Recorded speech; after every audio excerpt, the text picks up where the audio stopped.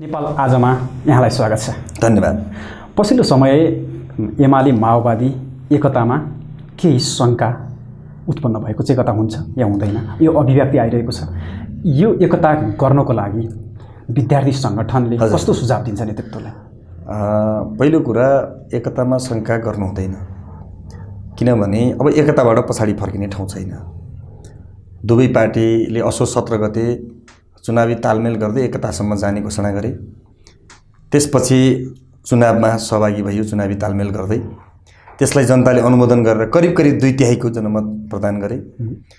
त्यसपछि त्यो जनमत चाहिँ जनताको आशा विश्वास र भरोसाको मत थियो, देशको विकास र समृद्धिका लागि प्रदान गरिएको मत थियो। त्यसको संरक्षण गर्ने, त्यसको चाहिँ सम्मान गर्ने काम चाहिँ राजनीतिक दलहरूको अथवा कम्युनिस्ट पार्टीको हाम्रो हो। त्यसैले पनि त्यहाँबाट ब्याक जान सकिँदैन, ब्याक जान मिल्दैन र नेताहरूले पटक पटक भनिरहनु भएको छ अब एकताबाट पछाडि फर्किने हामीलाई छुट छैन, मतलब पछाडि फर्किने पुल भत्किसकेको छ भन्नुभएको छ र यो सही पनि हो। त्यसैले एकतामा शङ्का गर्नु हुँदैन पहिलो कुरा। तर तपाईँको प्रश्नलाई मैले कसरी बुझेको छु त भन्दा पछिल्लो समयमा आएका नेतृत्वका अभिव्यक्तिहरूलाई लिएर यस्ता खालका शङ्का उपशङ्काहरू चर्चा परिचर्चाहरू भइरहेका छन्। त्यसैले अब यो पछिल्लो समय आएका परिस्थितिजन्य अभिव्यक्तिहरू मात्रै हुन् भन्ने मैले बुझिरहेको छु र यसलाई चाहिँ अब रूपपक्षका रूपमा बुझ्नुपर्छ।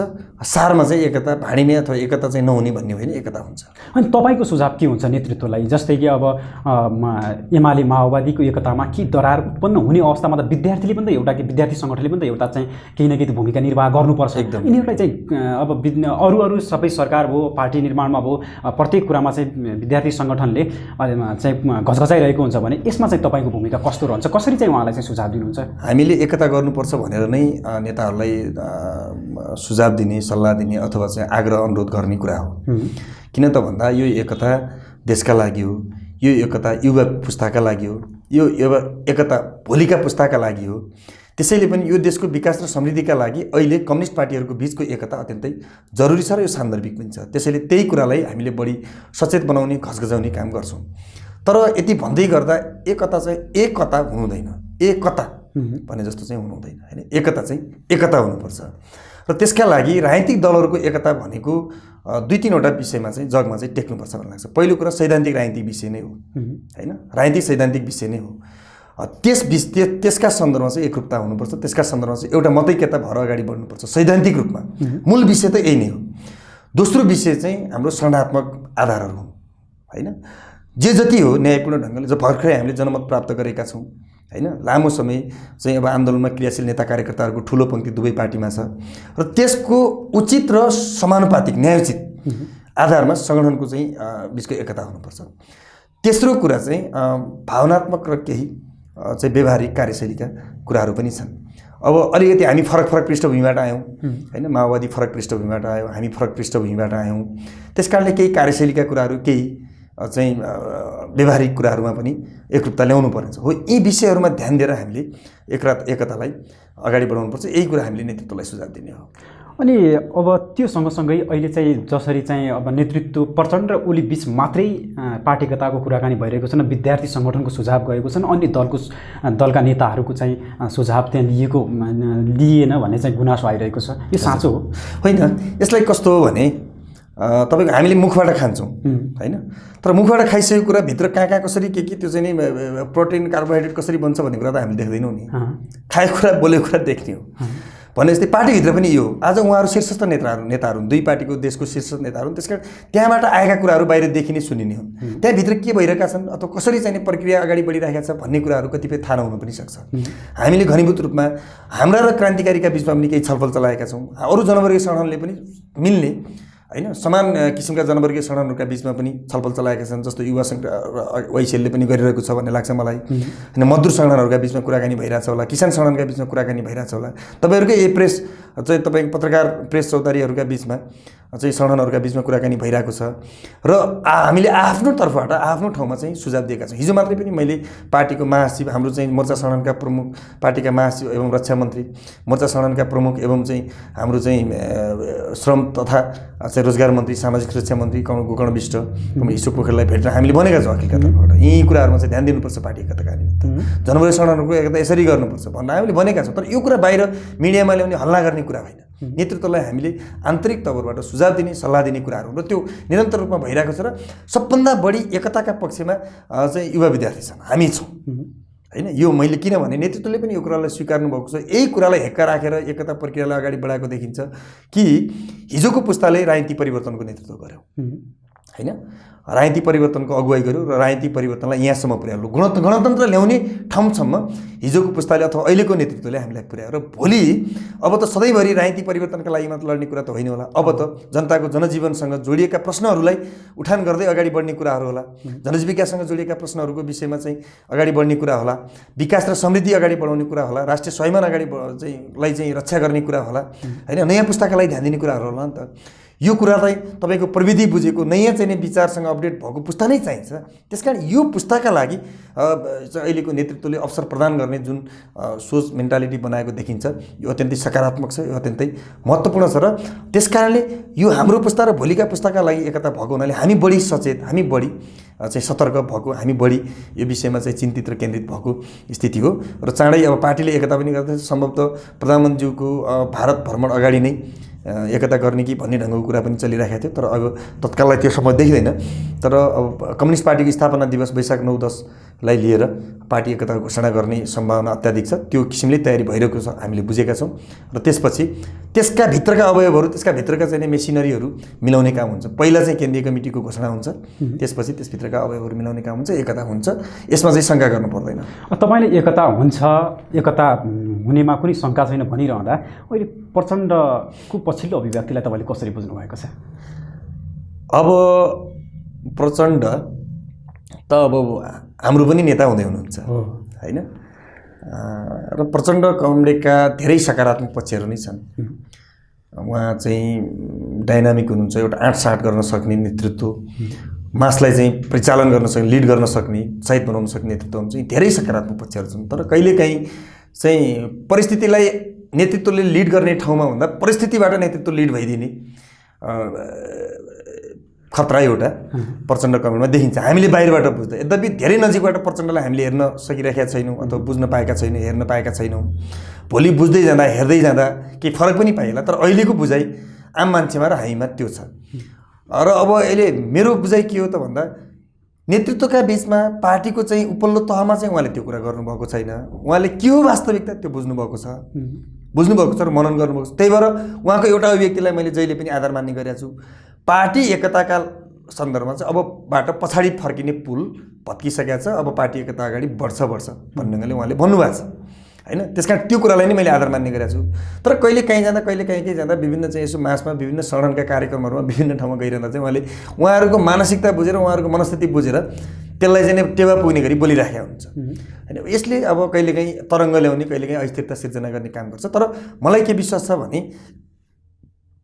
प्रचण्ड कमलले त्यो परिस्थितिजन्य ढङ्गले बोल्नु भए पनि पार्टी एकतामा चाहिँ उहाँ सबभन्दा बढी चिन्तित हुनुहुन्छ, केन्द्रित हुनुहुन्छ। र मैले अघि नै भनिहालेँ, यी कुराहरूलाई ध्यान दिएर सैद्धान्तिक वैचारिक पक्ष, सङ्घात्मक पक्ष र भावनात्मक र कार्यशैली व्यवहारका पक्षहरूलाई ध्यान दिएर पार्टी एकतामा उहाँले चाहिँ अगाडि बढाउनुहुनेछ, उहाँको महत्त्वपूर्ण योगदान रहनेछ भन्ने कुरा हामी चाहिँ विश्वस्त छौँ। अनि तपाईँले यो भनिरहँदा अर्को कुरा के छ भने अब एमालेका पार्टी अध्यक्ष र प्रधानमन्त्री केपी शर्मा ओलीले के भन्नुभएको छ भने जनयुद्धलाई पनि अब अहिले चाहिँ एउटा कार्य हिसाबमा अगाडि बढाउन सकिँदैन। र अर्को कुरा माओवादीलाई 50-50 को हिसाबले चाहिँ समान व्यवहारले अगाडि लिन सक्ने स्थिति छैन। त्यो प्रचण्डसँग पहिले कुरा गरेको यो चाहिँ हुन सक्ने स्थिति नै छैन भनेर नेताहरूलाई भनिराख्नु भएको छ अरे। अनि अब प्रचण्डले चाहिँ 50-50 को कुरा गरिराख्नु भएको छ। अनि तपाईँले चाहिँ अब पार्टी एकता हुनेमा कुनै शङ्का छैन भनेर राख्नुहुन्छ। दुवै नेता बिचको यो चाहिँ मतभेदले चाहिँ एकता हुनेमा त अलिक शङ्का नै देखिन्छ नि होइन। अब नेताहरूले के बोल्नु भएको छ भन्ने कुरातिर धेरै नजाउँ।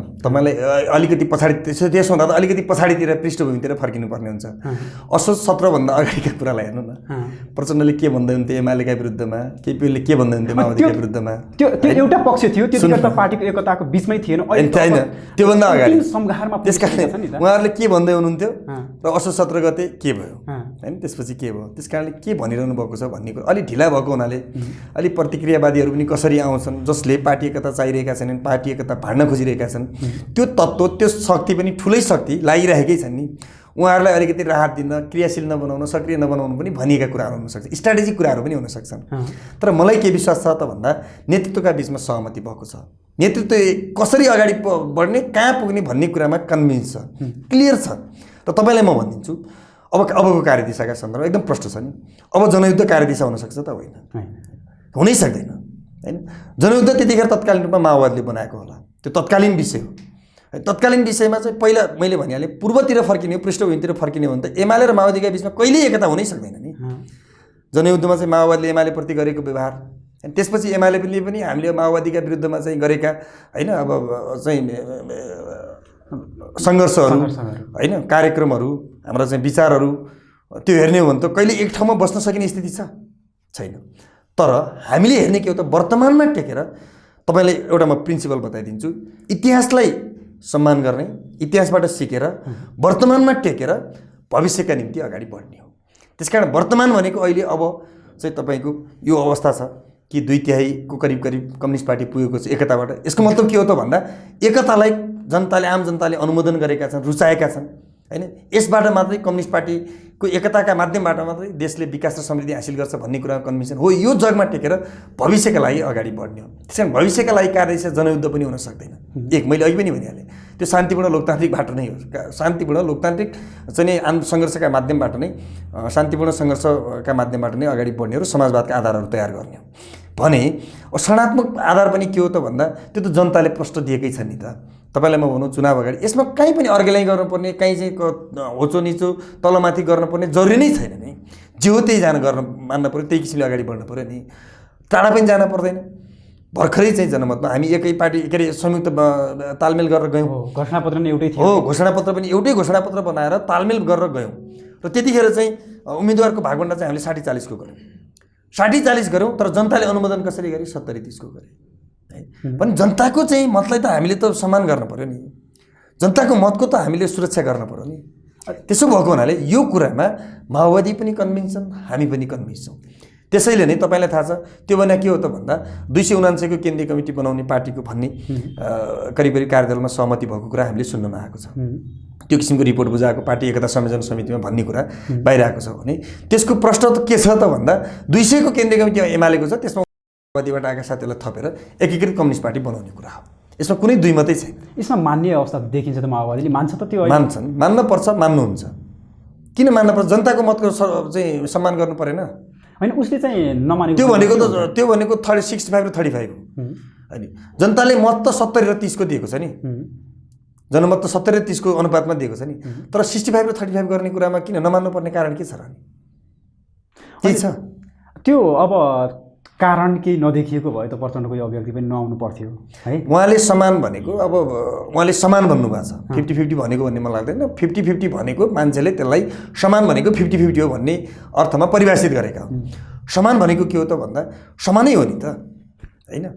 अब चाहिँ आएपछि त सानो हामी ठुलो भन्ने, हामी समान छौँ भन्ने नै हो, सबैसँग चाहिँ समान व्यवहार गर्ने नै हो होइन। तर त्यो हुने भन्दैमा चाहिँ अनि रेसियोमा चाहिँ जाने कुरा पनि त समान हो नि। माओवादीको 30को चाहिँ के अरे आज चाहिँ जनमत चाहिँ 30% छ, एमालेको 70% छ। त्यो आधारमा जाने कुरा चाहिँ असमान भयो त? त्यो समानै हो नि। त्यति जाँदा त्यहाँ उनीहरूलाई 10%, माओवादी चाहिँ 10% हुनुपर्छ, एमाले 90% हुनुपर्छ भन्यो भने असमान हो। 70-30 जनमतका आधारमा जानुपर्छ भन्दा त समान आधार हो नि त्यो त। अनि प्रचण्डले समानता नै हो त्यो, सबै समान गरेको कुरा हो नि। प्रचण्डले अर्को के कुरा भनिराख्नु भएको छ भने हिजो माओवादी ठुलो भयो एकचोटि, अनि त्यसपछि एमाले ठुलो भयो, एकचोटि एमाले तेस्रो र एकचोटि माओवादी तेस्रो भयो, यसरी अगाडि बढिरहेका पार्टी हुन्। त्यसैले चाहिँ अहिलेको कुरालाई मैले अघि नै भने इतिहासलाई बोकेर कहाँ अगाडि बढ्न सकिन्छ। होइन, अहिलेको कुरालाई उहाँले के भन्नुभएको छ, अहिलेको कुरालाई चाहिँ एमाले यसरी लिनु मिल्दैन र त्यसैले चाहिँ बराबरीको हिसाबमा चाहिँ पार्टीगत गर्नुपर्छ। प्रचण्ड मैले अघि नै तपाईँलाई सुरुमा नीतिगत रूपमा वा सैद्धान्तिक रूपमा भने प्रचण्ड कमलले कहिलेकाहीँ परिस्थितिजन्य ढङ्गले बोलेका कुराहरू हुन सक्छन्। कार्यकर्ताहरू अब कस्तो, मैले अघि पनि भने माओवादी र हामी फरक पृष्ठभूमिबाट आएका छौँ। माओवादी अलि युद्धबाट आए, त्यस कारण त्यहाँ अलिकति अहिले पनि उग्र वामपन्थ माओवादीका चाहिँ कार्यकर्ताहरूमा त्यो छ कहीँ न कहीँ उग्र वामपन्थी चिन्तन, अलिक भ्याट्टै बढी उत्साहित भइहाल्ने, बढी चाहिँ नि अलि एग्रेसिभ भइहाल्ने, अनि बढी चाहिँ एक किसिममा बढी अपेक्षा गरिहाल्ने, अलिकति सानो सफलताबाट बढी उत्साहित हुने, त्यो खालको चिन्तन, त्यो खालको शैली अहिले पनि माओवादीमा छ। त्यस कारणले अब यो चाहिँ वाम एकता चाहिँ भएका कारणले अब चाहिँ हामी नभइकन पनि कहाँ माओवादी हुन्छ त, के अरे यो चाहिँ अगाडि बढ्छ त भन्ने कुरामा चाहिँ समान हुनुपर्छ भन्ने कुरा उहाँहरूलाई लागेको हुनसक्छ। तर यो ठिक ठाउँमा हुन्छ। मैले तपाईँलाई अघि पनि भनिहालेँ कि चाहिँ कुनै पनि हालतमा होइन नेतृत्वले चाहिँ यो कुरालाई चाहिँ बुझेको छ र कसरी अगाडि बढ्नुपर्छ भन्ने कुरामा उहाँहरू सतर्क हुनुहुन्छ, सजग हुनुहुन्छ। एकीकृत पार्टी निर्माण भइसकेपछि विद्यार्थी सङ्गठन कस्तो बन्छ? अब विद्यार्थी सङ्गठन पनि एकीकृत नै हुन्छ होइन। अनेरा सबिउ र अनेरा सबिउ क्रान्तिकारीका बिचमा एकता हुन्छ र यो एकताका केही खाकाहरू जनवर्गीय सङ्गठनका खाकाका सन्दर्भमा चाहिँ पार्टीबाट गठन गरिएको कार्यदल, सङ्गठनात्मक कार्यदलले टुङ्ग्याएको छ। खास गरिकन जस्तो नाम कसरी राख्ने त भन्दा पछाडिको पुच्छर हटाउने भनेको छ होइन। त्यसो हुँदा नाम के हुन्छ त भन्दा अनेरा सबिउ नै हुने सम्भावना देखिन्छ। उहाँहरू अनेरा सबिउ क्रान्तिकारी, हामी अनेरा सबिउ, स्थापना एउटै हो, काल एउटै हो। 2022 साल जेठ 1 गतेलाई उहाँहरूले पनि स्थापना दिवस मनाउनु चाहिँ हामी पनि त्यही हो। त्यहीबाट आएर पछि 26-27 साल अथवा चाहिँ तेस्रो चौथो राष्ट्रिय सम्मेलनबाट हामी अलिकति डिपार्चर भएको देखिन्छ। त्यसो भएको हुनाले अनेरा सबिउ हुने कुरा छ एक। दोस्रो कुरा चाहिँ पार्टीको कार्यदलले 3वटा कुरा चाहिँ नीतिगत रूपमा टुङ्ग्याइदिन्छ होला। पहिलो कुरा चाहिँ सङ्गठनको केन्द्रीय कमिटी कतिको हुने सङ्ख्या होइन, केन्द्रीय कमिटी टुङ्ग्याइदिन्छ। जस्तो कतिको हुने 179 अथवा 150, 225 कतिसम्मको हुन्छ एकीकृत केन्द्रीय कमिटी, त्यसको टुङ्ग्याइदिन्छ। दोस्रो कुरा उसले नेतृत्व टुङ्ग्याइदिन्छ। कुन सङ्गठनले नेतृत्व, जस्तो त्यहाँ के भएको छ भने एउटा सङ्गठनले नेतृत्व अध्यक्षले, अर्को सङ्गठनले महासचिव अथवा सचिव, यस्तो जुन छ त्यो विषय उसले टुङ्ग्याइदिन्छ। तेस्रो कुरा उसले एकताका लागि अनुपात टुङ्ग्याइदिन्छ, रेसियो टुङ्ग्याइदिन्छ। कति, जस्तो अनेरा सबिउ र अनेरा सबिउ क्रान्तिकारीका बिचमा कतिको अनुपातमा चाहिँ एकता हुने होइन, 70-30 अथवा 65-35, कति 60-40, 75-25 के हो होइन, त्यो अनुपात उसले टुङ्ग्याइदिन्छ। यो 3टा विषय टुङ्ग्याइदिन्छ र त्यसपछि पार्टी एकता बनिसकेपछि सङ्गठन विभागले यसका विषयमा आवश्यक इनिसिएसन लिने भनेको छ। त्यो सङ्गठन विभागले चाहिँ तत्कालीन दुईटै सङ्गठनको नेतृत्व र दुईटै सङ्गठनलाई हेर्ने पार्टीको चाहिँ इन्चार्जहरूसँगको समन्वयमा बाँकी कुरा टुङ्गिन्छ। र हामी पनि सम्मानजनक ढङ्गले सबैलाई चाहिँ राम्रा योग्यता क्षमता बोकेका साथीहरू, आन्दोलनप्रति योगदान गर्न चाहने, विद्यार्थी आन्दोलनमा चाहिँ फिट हुने सबै साथीहरूलाई चाहिँ नेतृत्वमा ल्याउँछौँ र त्यसरी हाम्रो एकता हुन्छ। त्यो अहिलेको चाहिँ विद्यार्थी सङ्गठन एकता पनि के अहिले यो 70-30कै हिसाबमा जान्छ त? त्यो त पार्टीले कसरी बनाउँछ हेरौँ न। होइन, अब तपाईँको पनि त त्यसमा केही धारणा होला नि। अब तपाईँ पनि अहिले अब रेसियोका आधारमा कुराकानी गर्ने हो भने तपाईँलाई म बताउँ, जस्तो हिजोका पहिलेका कुरा गर्ने भन्नुभयो नि तपाईँले, पहिलेका कुरा गर्ने हो भने योभन्दा अगाडिका 65 सालको स्वतन्त्र विद्यार्थी युनियनको निर्वाचन भएको थियो। त्यतिखेर माओवादीको जनउभार थियो अथवा माओवादी संविधान सभामा पहिलो पार्टी भएको होइन। एमाले त निकै सानो तेस्रो दल थियो। त्यो बेलामा पनि स्वतन्त्र विद्यार्थी युनियनको निर्वाचन हुँदा अनेरा सबिउ शानदार तरिकाले पहिलो सङ्गठन भएको थियो, शानदार तरिकाले। तपाईँलाई अर्को दृष्टान्त बताउँ, अहिलेसम्मका 36 सालदेखिका 73 सालसम्मका स्वतन्त्र विद्यार्थी युनियनका निर्वाचनमा समग्रमा कहिले पनि अनेरा सबिउ दोस्रो हुनु परेको छैन होइन। र अस्ति मात्रै 73 सालमा भएको स्वतन्त्र विद्यार्थी युनियनको निर्वाचनमा पनि अनेरा सबिउ धेरै चाहिँ फरकले पहिलो सङ्गठनका रूपमा स्थापित भयो। त्यसैले पनि पार्टी दोस्रो तेस्रो भयो होला अथवा पार्टीको जनमत तलमाथि भइरह्यो होला, तर अनेरा सबिउ कहिले पनि दोस्रो तेस्रो भयो, जहिले पनि विद्यार्थी आन्दोलनको नेता सङ्गठनका रूपमा विद्यार्थी आन्दोलनमा पहिलो स्थान हासिल गर्दै आफूलाई सशक्त र विद्यार्थीको आशा र भरोसाको केन्द्रबिन्दुका रूपमा अनेरा सबिउ रहिरहेको छ, रहिरहनेछ। त्यसो भएको हुनाले पनि अब अनेरा सबिउ, यद्यपि अनेरा सबिउ क्रान्तिकारी पनि छ, त्यसो भएको हुनाले अब अनेरा सबिउ क्रान्तिकारी लगायत सबैले चाहिँ यो विषयमा पनि बुझ्नुभएको छ, मनन गरेको छ। र तर पनि हामी फेरि छलफल गर्छौँ सरसल्लाह गर्छौँ। सरसल्लाह र छलफलका माध्यमबाट अगाडि बढ्छ। तर रेसियो चाहिँ रेसियोको आधारमै हुन्छ। कति हुन्छ भन्ने कुरा चाहिँ म अहिले नभनौँ। किन नभनौँ त भन्दा त्यो पछि छलफलमै छ हैन। मैले तपाईँलाई भनिहालेँ नि 60 देखि 70 र 30 देखि 40 को बिचको रेसियोमा हुन्छ। त्यसरी नै चाहिँ अब अहिले जो पार्टीगतताको विषय छ त्यही विषयमा चाहिँ जान्छ।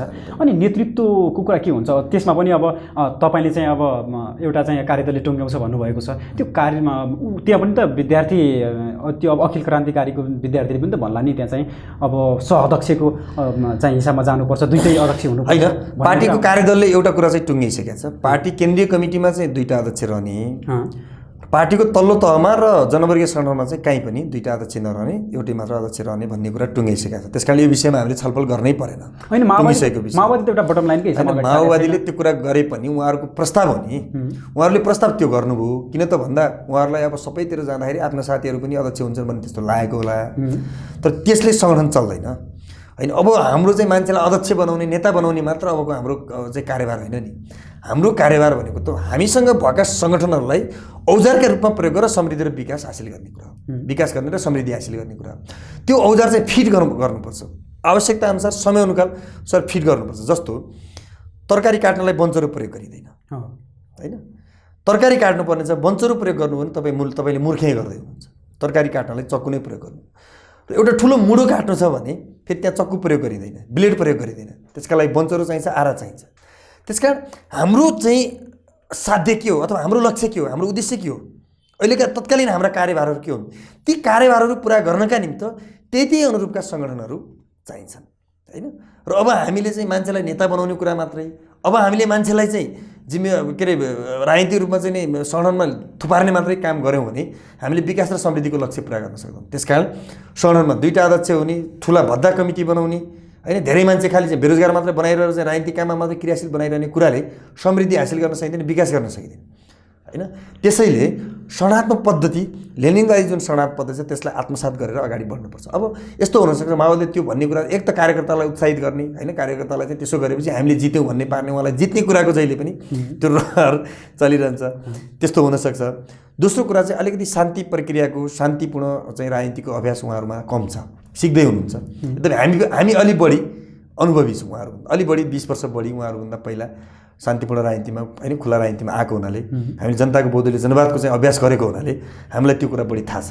त्यसो भएको हुनाले अब तपाईँले एउटा कुरा त सुन्नुभयो नि हैन, जब 2टा कार्यदल बनिसकेपछि, सब कार्यदलको बैठक बसिसकेपछि सङ्घीय संस्था शरणात्मक चाहिँ च्यानलहरू कहाँ कति छ भन्दा माओवादीले कुनै दिन सक्यो, बुझाउन सकेन हैन। किन त भन्दा उहाँले त्यो अभ्यासै गरिरहनु भएको छैन, उहाँ सिक्दै हुनुहुन्छ, अनुभव प्राप्त गर्दै हुनुहुन्छ। त्यसो भएको हुनाले हामी अलि यो विषयमा च्याम्पियन छौँ, हाम्रो पार्टी अथवा हाम्रा सङ्गठनहरू च्याम्पियन छन्। कसरी शान्तिपूर्ण राजनीतिलाई, शान्तिपूर्ण राजनीतिको कार्यभारलाई अगाडि बढाउने भन्ने कुरा चाहिँ हाम्रा सङ्गठनहरू अभ्यस्त भएको हुनाले त्यो कुरा चाहिँ हामीले बुझेका छौँ। त्यसैले तल्ला कमिटीहरूमा कहीँ पनि 2टा अध्यक्ष सहअध्यक्ष हुने भन्ने कुरा हुँदैन। त्यो कुरा उहाँहरूले स्वीकारिसक्नु भएको छ। प्रस्ताव उहाँहरूको त्यस्तो थियो, तर निर्णय चाहिँ निष्कर्षमा के पुगिएको छ त भन्दा तल कहीँ पनि त्यस्तो नहुने भन्ने भएको छ। अहिले अब अनिरा सोभिमा अहिले नै गुट उपगुट विद्यार्थी सङ्घमा अब त्यो गुट उपगुटले चाहिँ अलिकति विकराल रूप नै लिएको छ है। अनि माओवादी पनि त्यसमा चाहिँ जोडियो भने यो गुट व्यवस्थापन त साह्रै गाह्रो पर्ला नि हैन। यो कुरा चाहिँ तपाईँ अलिकति सच्याउनुपर्छ। अनिरा सोभिमा गुट उपगुटले बिग्राल रहेछ स्थिति ल्याएको छैन। अनिरा सोभिले अत्यन्तै व्यवस्थित आन्दोलनै भएको थियो, नवीनाजीको चाहिँ त्यो कार्यशैली नै ठिक भएन भनेर चाहिँ बिचमा समानान्तर कमिटी नै गठन गर्ने भनेर आवाज बाहिर निस्केको थियो। अनि त्यसैले अहिले अब त्यो त माओवादी विद्यार्थी सङ्गठन पनि त्यसमा चाहिँ जोडिनु पुग्यो भनेपछि अझै गाह्रो पर्छ। विगतमा के भएको थियो त्यो विगतको एउटा समीक्षाको पाटो होला, तर अहिले के भइरहेको छ भन्ने विषयमा हामी कुरा गरिरहेका छौँ हैन। पहिलो कुरा हामीले बुझ्नुपर्ने, मनन गर्नुपर्ने कुरा यो हो। दोस्रो कुरा, एउटा परिवारमा जहाँ जम्मा 4-5 जना सदस्य हुन्छन्, त्यो परिवारमा त कहिलेकाहीँ कुराहरू मिल्दैनन्, बाजिन्छन् हैन। भने अनिरा सोभि त 10औं लाख विद्यार्थीहरूको सङ्गठन हो सङ्ख्यात्मक हिसाबले। यहाँ चाहिँ विचारका हिसाबले, दृष्टिकोणका हिसाबले भन्नुहुन्छ भने विभिन्न भाषा, वेशभूषा, विभिन्न संस्कृति, विभिन्न भूगोलका मान्छेहरू छन्। यहाँ यो अनिरा सोभीमा ताप्लेजुङदेखि दार्चुलाको मान्छे छ, झापादेखि कञ्चनपुरको मान्छे छ, मुस्ताङदेखि तल धनुषाको मान्छे छ हैन, बझाङदेखि चाहिँ उता इलामसम्मको मान्छे छ। यति धेरै मान्छेहरू छन्, उनीहरूका विचारहरू, दृष्टिकोणहरू, उनीहरूका शैलीहरू फरक छन्। त्यो सबैलाई मिलाएर एकरूपता कायम गरेर अगाडि बढ्नुपर्छ। त्यसकारण कहिलेकाहीँ त्यो अलिकति तालमेल नमिलेको हुनसक्छ। तर मूलतया त्यस्तो छैन। हामी विधिवत तरिकाले पद्धतिसम्मत ढङ्गले हामी अगाडि बढ्छौँ। अनिराजको आफ्नै अनुशासन छ, आफ्नै अनिराजको चेन अफ कमान्ड छ, आफ्नै संस्कृति छ, पद्धति छ। त्यो पद्धतिलाई फलोअप गरेर हामी अगाडि बढ्छौँ र बढिरहेका छौँ। यसमा कुनै शङ्का गर्नुपर्ने स्थिति छैन। अहिले पनि हामी त्यो गरिरहेका छौँ। र मैले अघि पनि भनिहालेँ, भोलि क्रान्तिकारीसँग पनि यसैका आधारमा हामी अगाडि बढ्ने हो, यसैका आधारमा अगाडि बढ्ने हो। निश्चित रूपमा अब फरक पृष्ठभूमिबाट आएका हामी दुई सङ्गठनका बिचमा केही दिन त समय लाग्ला, एकदम टोटल्ली भावनात्मक एकता गर्न, कार्यशैलीमा एकता गर्न केही समय त लाग्छ। जस्तो तपाईँको दुईवटा नदीका बिचमा दुईवटा नदी एकसँगै मिसिँदा तपाईँ देखिरहनु भएको छ, त्रिशुली यताबाट गइरहेको छ, उताबाट मर्स्याङ्दी आउँदा तलसम्म त मर्स्याङ्दी र त्रिशुलीको धार फरक देखिन्छ नि। अनि तल गइसकेपछि कुन मर्स्याङ्दी पानी कुन त्रिशुलीको देखिँदै थाहा हुँदैन नि। हो त्यो हुन्छ, अनि त्यो हुन्छ। तर छिटै हामी 1 वर्ष 2 वर्षमा चाहिँ यो विषयलाई चाहिँ टुङ्ग्याएर एउटै सङ्गठन जस्तो बनाएर एकताको महाधिवेशन गरेर अगाडि बढ्छौँ। अनि विद्यार्थी सङ्गठनले कसरी चाहिँ आफ्नो कार्यदिशा अगाडि बढाउँछ? विद्यार्थी सङ्गठनले पनि मूलत हाम्रा त पनि यिनै हुन् होइन। किन त भन्दा विद्यार्थी सङ्गठन निरपेक्ष रूपमा फरक चिज होइन नि त, यही समाजको एउटा अङ्ग हो। अझ यो समाजको सबैभन्दा महत्त्वपूर्ण को फ्याक्टर हो होइन। त्यसैले मूलत त हाम्रा यिनै हुन्। तर विद्यार्थी सङ्गठन सामुदायिक विद्यार्थी समुदायको सङ्गठन भएको हुनाले हाम्रा केही विगतका भन्दा एजेन्डाहरू, विगतका भन्दा चाहिँ मुद्दाहरू केही फरक हुन्छन्। विगतमा हाम्रा राजनीतिक मुद्दाहरू बेसी थिए, अब हाम्रा शैक्षिक मुद्दाहरू, सामाजिक मुद्दाहरू होइन सँग हामी केन्द्रित रहेर अगाडि बढ्छौँ। खास गरिकन अब विद्यार्थी आन्दोलनले महत्त्वपूर्ण भूमिका निर्वाह गर्यो परिवर्तनका लागि, राजनीतिक परिवर्तनका लागि। तर विद्यार्थी आन्दोलनले विद्यार्थीहरूले के पाए त होइन? फेरि पनि विद्यार्थीहरूले के पाए त भन्दा विद्यार्थीहरूले अब चाहिँ पाउने गरी अगाडि बढ्छ। त्यो भनेको अब विद्यार्थीले सर्वसुलभ शिक्षा पाउनु पर्यो। संविधानमा ग्यारेन्टी गरिएको छ शिक्षालाई एउटा मान्छेको मौलिक अधिकारका रूपमा व्यवस्था गरिएको छ र 8 कक्षासम्मको शिक्षा निःशुल्क र अनिवार्य, 12 कक्षासम्मको शिक्षा निःशुल्क र उच्च शिक्षा विश्वविद्यालय शिक्षा चाहिँ सर्वसुलभ बनाउने भन्ने कुरा चाहिँ संवैधानिक रूपमा ग्यारेन्टी गरिएको छ। यसको सशक्त कार्यान्वयन गर्नका निम्ति हाम्रो पहल हुन्छ। दोस्रो कुरा अब हाम्रो शिक्षा नीतिमा परिमार्जन गर्ने, परिवर्तन गर्ने, पुनर्संरचना गर्ने काममा हामी लाग्छौँ। अहिलेको शिक्षाले चाहिँ बेरोजगारहरू धेरै उत्पादन गर्यो, मान्छेको ज्ञान त अभिवृद्धि गर्यो, चेतना त अभिवृद्धि गर्यो, तर अब त्यति कुराले मात्रै पुगेन। अबको शिक्षा चाहिँ जीवनसँग जोडिनु पर्यो, जीवनोपयोगी हुनु पर्यो। तपाईँले ब्याचलर पढिसकेपछि, मास्टर पढिसकेपछि त्यही अनुसारको चाहिँ तपाईँले काम पाउनु पर्यो, योग्यता हासिल गर्नु पर्यो, त्यही अनुसारको काम पाउनु पर्यो, त्यही अनुसारको तपाईँले तलब प्राप्त गर्नु पर्यो, त्यही अनुसारको सम्मान पनि प्राप्त गर्नु पर्यो र तपाईँको जीविकोपार्जन हुनु पर्यो। अहिले के भइरहेको छ? मान्छे ब्याचलर पढाएको छ, मास्टर पढाएको छ, बेरोजगार छ, सम्मान छैन, आत्मसम्मान छैन। तपाईँलाई म एउटा दृष्टान्त बताऊँ। मान्छेले कति मेहनत गरेर इन्जिनियरिङ MBBS पढ्छ नि, डक्टर पढ्छ नि, तर जागिर खान कहाँ जान्छ? एउटा इन्जिनियरले चाहिँ SLC पास नगरेको एउटा ठेकदारले खोलेको 1 लाखको चाहिँ कन्स्ट्रक्सन कम्पनीमा गएर दिनै नमस्कार गरेर जागिर खान्छ होइन। एउटा डक्टरले कालो धनलाई सेतो बनाउन खोलिएको अस्पतालमा गएर त्यो चाहिँ SLC पनि पास नगरेको मान्छेले खोलेको अस्पतालमा गएर जागिर खान्छ र आत्मसम्मान छैन। आज SLC पास नगरेको मान्छे ठेक्कापट्टा गर्छ, दुनियाँको व्यापार व्यवसाय गर्छ, दुनियाँ काम गर्छ र करोडौँपति हुन्छ, अरबपति हुन्छ। तर चाहिँ निकै मेहनत गरेर, ठुलो मेहनत गरेर पढेको चाहिँ मास्टर पढेको मान्छे, MBBS पढेको मान्छेले चाहिँ कुनै सम्मान पाउँदैन। अब पैसा कहाँ के गर्ने भन्ने कुराको ग्यारेन्टी छैन। हो, यो कुराको अन्त्य गर्न चाहन्छौँ हामी शिक्षाका माध्यमबाट। त्यसैले हामी त्यो प्रकारको शिक्षा पद्धतिका लागि हामी सङ्घर्ष गर्दैछौँ। हामी त्यस्तो खालको नीतिको हामी पक्षपात गरिरहेका छौँ र हामी त्यसका लागि सङ्घर्ष गर्दैछौँ। एउटा यो कुरा। दोस्रो कुरा, अब हाम्रो चाहिँ मूलत कार्यदिशा भनेको चाहिँ युवाहरूको रोजगारका निम्ति हुनेछ। त्यसका लागि हामीले के भन्यौँ त भन्दा विगतमा शैक्षिक प्रमाणपत्रका आधारमा राज्यले ऋण दिनुपर्छ भन्यौँ। यसका केही महत्त्वपूर्ण कारणहरू छन्।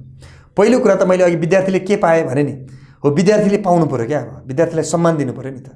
हाम्रो पनि राज्य छ, सरकार छ, हामीले परिवर्तन गरेर लडेर बलिदानी गरेर सङ्घर्ष गरेर ल्याएको यो व्यवस्था हो, सरकार हो, यो राज्य हो। त्यस कारण यो राज्यले हामीलाई सम्मान गर्नुपर्छ, हामीसँग यो राज्यको देशको भविष्य जोडिएको छ भन्ने कुराको अनुभूति एउटा विद्यार्थीले गर्न पाउनु पऱ्यो। पढिसकेपछि उसले सर्टिफिकेट प्राप्त गर्छ, त्यो सर्टिफिकेटको मूल्य तोक्नु पऱ्यो, 10 लाख 20 लाख कति हो दिनु पऱ्यो। र त्यसका आधारमा उसले दुईवटा काम गर्छ, एउटा व्यवसाय गर्न सक्छ, अर्को अगाडि फर्दर स्टडी अगाडि बढाउन सक्छ। अनि व्यवसाय गर्नलाई व्यावसायिक लोन दिनु पऱ्यो, अलिकति ब्याज लिन पाइयो, एकदम न्यूनतम। जो अगाडि फर्दर पढ्छ भन्छ उसलाई ब्याज पनि लिन पाइयो, उसलाई ऋण दिनु पऱ्यो पछि फिर्ता गर्ने गरी। फिर्ता गर्नका निम्ति उसको सर्टिफिकेट धितो राख्ने कुरा छँदैछ, नागरिकता धितो राख्ने, अथवा फिर्ता समयमा गरेन भने उसलाई चाहिँ राज्यका सबै सेवा सुविधाबाट वञ्चित गर्न सक्यो त गर्न सकिन्छ नि हैन, गर्न सकिन्छ।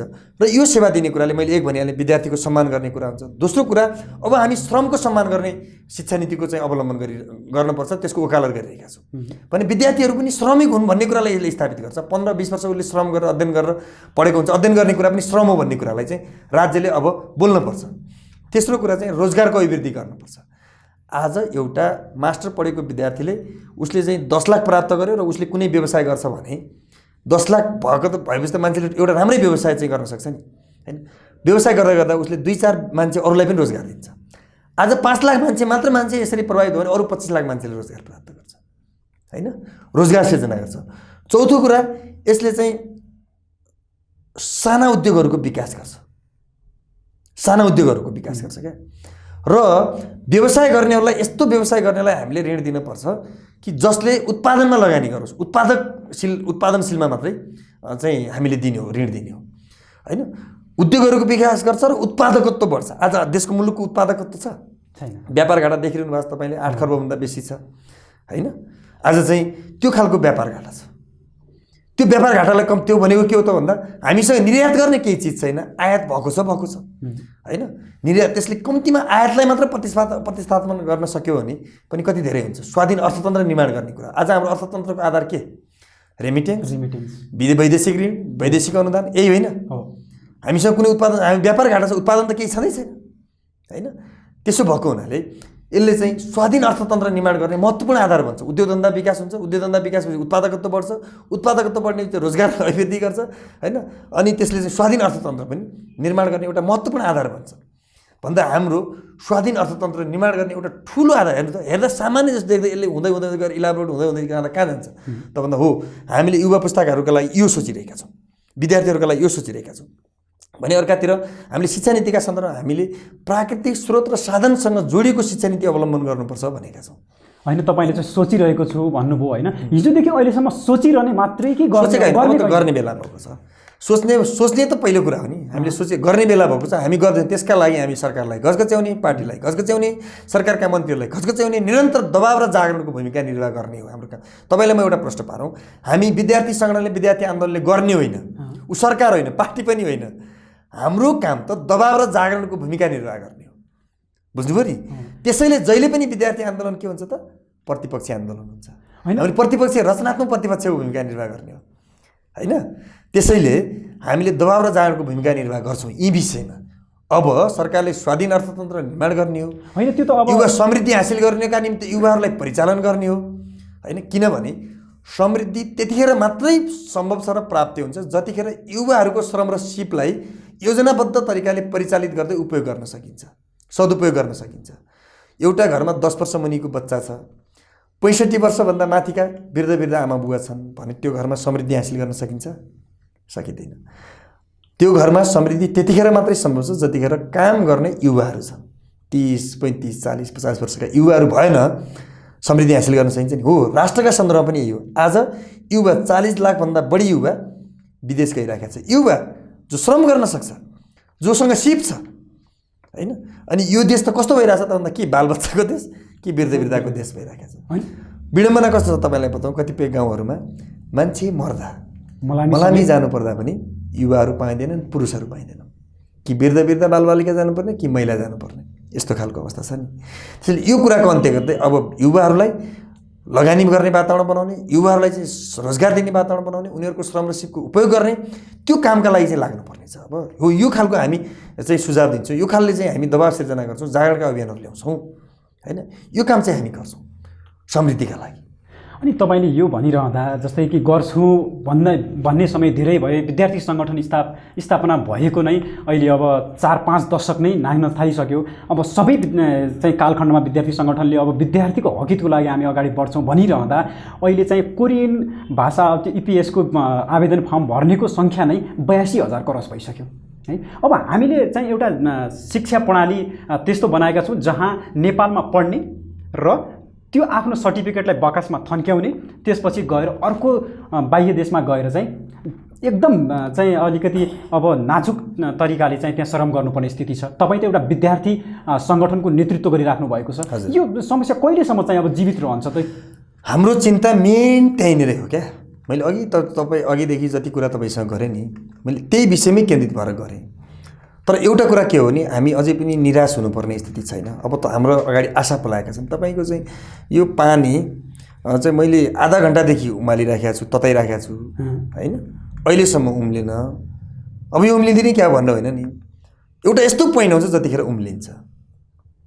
लामो 50 वर्षदेखि हामी आन्दोलन गऱ्यौँ। मूलतः त हामी राजनीति परिवर्तनका लागि लाग्यौँ नि त। 62-63 त मैले तपाईँलाई अघि नै भने नि, मूलतः हामी राजनीति परिवर्तनका लागि लाग्यौँ। किन त भन्दा राजनीति परिवर्तन भनेको जग हो। जग बलियो नभइकन घर बलियो हुँदैन। हामीले जतिसुकै राम्रा मागहरू उठाए पनि होइन, शिक्षाका सन्दर्भमा जतिसुकै वैज्ञानिक र उचित मागहरू उठाए पनि जबसम्म राजनीतिक रूपमा जनताको व्यवस्था स्थापना गर्न सकिँदैन यी मागहरू पुरा हुन सक्दैन। त्यसकारण पहिलो कुरा राजनीतिक परिवर्तन हो भन्दा हामी 62-63 त राजनीतिक परिवर्तनका लागि लाग्यौँ। त्यसपछि यो 10 वर्ष त सङ्क्रमणकालमा बित्यो। अब स्थायी सरकार आएको छ, नेपाली जनताले चाहेको रोजेको सरकार आएको छ। अब यति बेला यस्तो पोइन्ट आएको छ, त्यो ट्याक्कै उम्लिने पोइन्ट आएको छ क्या, पानी उम्लिने पोइन्टमा वास्ते समय यो समय आएको छ। अब मैले भनिहालेँ यी विषयलाई हामी चाहिँ सूत्रबद्ध गरेर गर्नुपर्ने काम के हुन् भन्ने कुरा चाहिँ हामी सूत्रबद्ध गरेर सरकारलाई दबाब दिन्छौँ, सरकारलाई झकझक्याउँछौँ र यी कुराहरूलाई लागू गर्ने ठाउँमा पुर्याउँछौँ। अब त्यसो भएपछि विद्यार्थी चाहिँ अब वर्गहरूले अब मैले पढेको चाहिँ शिक्षाले म आफ्नै देश बनाउँछु भनेर सुन्दर सपना लिएर सुत्ने समय आएकै हो। नयाँ पुस्ताले अहिलेको इट टेक्स टाइम त लागिहाल्छ नि। मैले अघि पनि पानी उम्लेको कुरा गरेँ। बच्चा जन्मिँदा पनि त 9 महिना लाग्छ। नीति बन्ने बित्तिकै फाट्टै जाने परिणाम देखिने भन्ने होइन, नीति बन्छ यसपटक। नीति त तपाईँलाई म भनौँ अब यो खालका नीतिहरू बन्छन् होइन। हामी शिक्षामा आमूल परिवर्तनको कुरा गरिरहेका छौँ, त्यतातिर ध्यान दिइरहेका छौँ होइन। शिक्षाको अहिले गुणस्तरका लागि हामी लागिरहेका छौँ, समृद्धिका लागि हामी आन्दोलनरत छौँ, सङ्घर्षरत छौँ र यी विषयलाई चाहिँ हामी फर्मुलाइज गरेर सूत्रबद्ध तरिकाले उठाउँछौँ र सरकारको ध्यान आकर्षण गराउँछौँ र नीतिगत रूपमा हामी पहिला लाग्छौँ, त्यसपछि कार्यान्वयनका लागि लाग्छ। जस्तो हामीले शैक्षिक प्रमाणपत्रको लागि लोन दिने कुरा चाहिँ त्यतिखेर उठायौँ। तत्कालीन प्रधानमन्त्री केपी शर्मा ओली नै हुनुहुन्थ्यो आजको 2 वर्ष अगाडि। उहाँलाई हामीले भन्यौँ, त्यति अर्थमन्त्री विष्णु पौडेल हुनुहुन्थ्यो, त्यतिखेर चाहिँ योजना आयोगको पाला चाहिँ अहिलेको अर्थमन्त्री युवराज खतिवडा हुनुहुन्थ्यो। उहाँहरूलाई हामीले भनेका कारणले शैक्षिक प्रमाणपत्रका आधारमा ऋण दिने कुरालाई चाहिँ सरकारले व्यवस्था गर्यो। सबभन्दा लोकप्रिय कार्यक्रम रह्यो, युवाहरूले सबभन्दा बढी एप्रिसिएट गरे विद्यार्थीहरूले। तर त्यसपछिका सरकारहरूले त्यसलाई व्यवस्था गरेका कारणले त्यो अलिक सशक्त ढङ्गले कार्यान्वयन हुन सकेको छैन। त्यतिखेर त अब त्यसको कार्यान्वयनका लागि हामी सशक्त ढङ्गले लाग्छौँ। अब हामी यो कुरालाई यही बाटोमा रोकौँ र अर्को कुरा के छ भने विद्यार्थी सङ्गठनहरू जो छन् नि तिनीहरू चाहिँ सरकारी कलेजहरू मात्रै केन्द्रित छन् र प्राइभेट कलेजहरूमा त्यति अब विस्तार भएको देखिन्न। त्यहाँ चाहिँ अब सङ्गठन विस्तार भएकै छैन। त्यो कुरामा चाहिँ अब प्राइभेट कलेजमा विस्तार नहुनुको कारण के हो?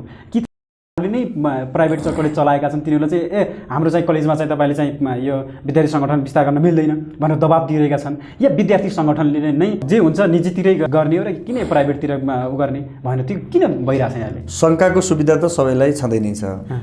शङ्का गर्न, प्रश्न गर्न, आलोचना गर्न त पाइ नै हालिन्छ। लोकतन्त्रको सबैभन्दा सुन्दर पक्ष नै यही हो होइन। त्यसैले गरिएका शङ्काहरू, गरिएका आलोचनालाई मैले सकारात्मक र रचनात्मक रूपमै लिन्छु, त्यहाँबाट सिक्ने प्रयास गर्छौँ हामीले।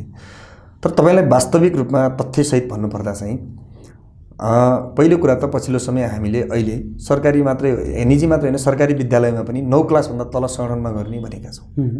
त्यसकारण विद्यालय सरकारी होस् या निजी विद्यालय होस् त्योभन्दा तल अब विद्यार्थी सङ्गठनहरू जाँदैनन्, हामी सदस्यता वितरण गर्दैनौँ। पहिलो कुरा यो हो।